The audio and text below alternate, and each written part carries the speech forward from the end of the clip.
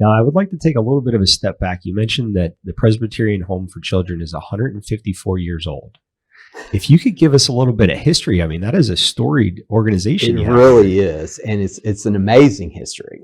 So in 1864, the Presbyterian Synod, so SYNOD of Alabama, had a meeting. And they had a meeting in Selma at First Presbyterian Church.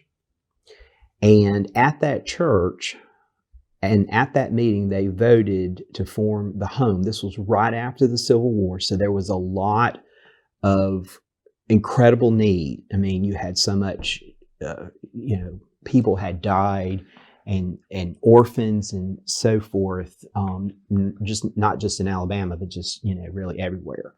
So they voted to form the home, and they raised the money. Now, they raised it first in Confederate dollars, so they had to raise it again. Yeah. But the Presbyterian women got it done.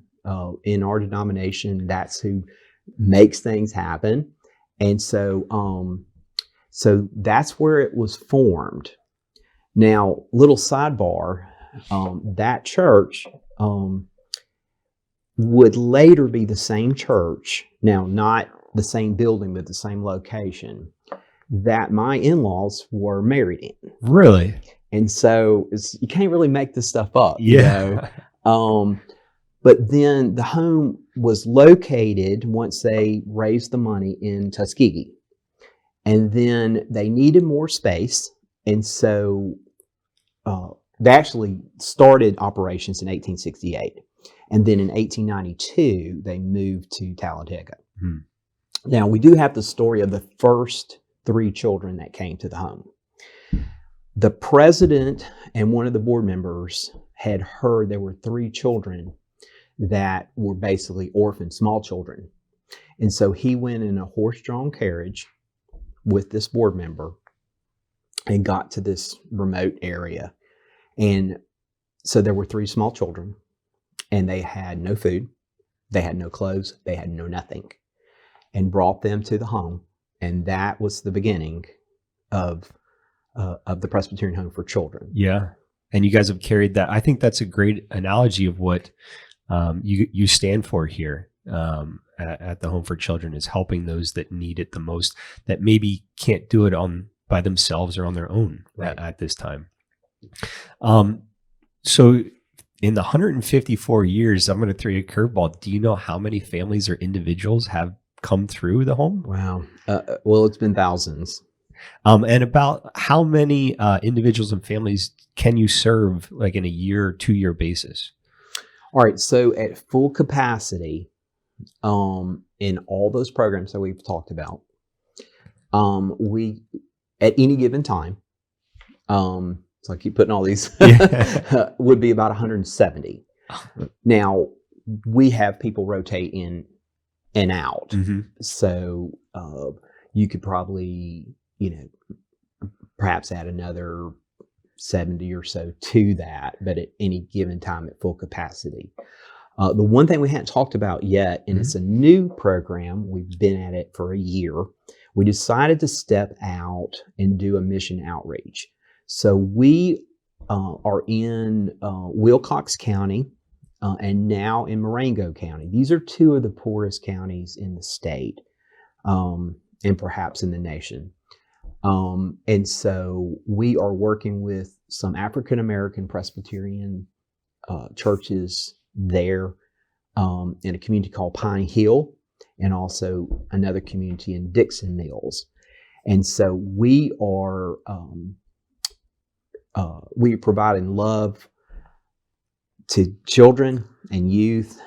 So Christmas, Thanksgiving, Valentine's, July 4th. And so just a real, just bringing the love. Yeah.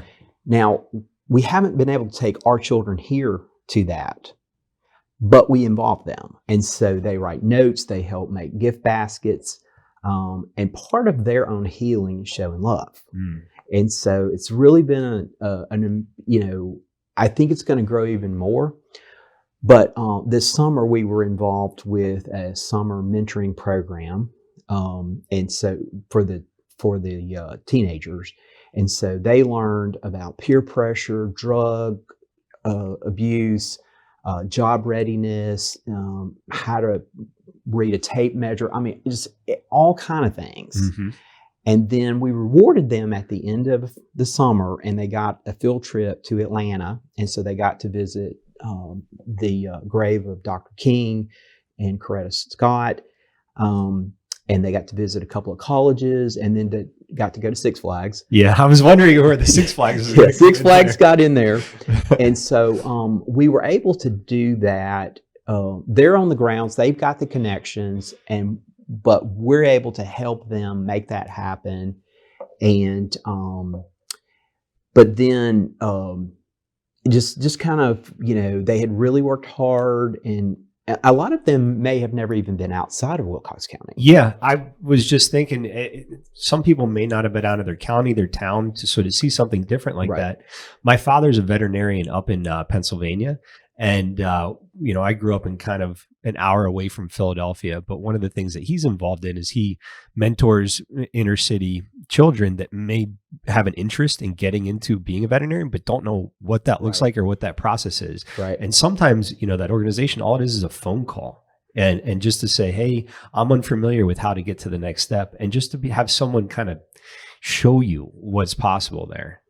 So I was talking to them because we, had a great, this trip to Atlanta, but these are teenagers. And so I'm like, what are we going to do about the little kids? And so we did a huge July 4th celebration in Pine Hill, probably two of the largest water slides blow up that I've ever seen in my life. And we had hot dogs, we had games, a lot of businesses even here gave things. We had just a wonderful time celebrating our country. And yes, Mr. Doug went down the water slide. And I found out. We can get some pictures of that on screen. What I learned is you go down faster the second time because you're wet. Oh, yeah. And they were actually grabbing on to me because they wanted to go fast too. And I could go fast, they were grabbing on. But we just had a great time, just really loving on kids.